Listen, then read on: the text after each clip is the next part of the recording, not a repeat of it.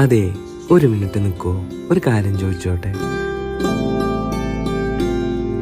നിങ്ങൾ പ്രണയിച്ചിട്ടുണ്ടോ ആത്മാർത്ഥമായി,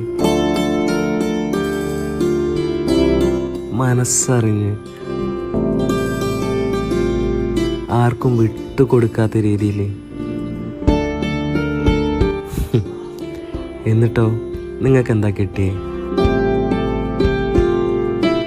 വെറും അവഗണന മാത്രമല്ലേ? സത്യം പറയണം, അതുമാത്രമല്ലേ കിട്ടിയിട്ടുള്ളൂ? എന്നിട്ട് നിങ്ങൾ ആരെങ്കിലും കുറ്റം പറഞ്ഞിട്ടുണ്ടോ? ആരെങ്കിലും പഴി ചാരിയിട്ടുണ്ടോ? കാരണം എന്താ? അത് തൻ്റെ വിധിയാണെന്നുള്ള രീതിയിൽ നിന്നുകൊണ്ടല്ലേ? അല്ലാതെ സങ്കടമില്ലാത്തത് കൊണ്ടല്ലല്ലോ. സത്യമല്ലേ ഈ പറയുന്നതൊക്കെ? സത്യമല്ലേടോ?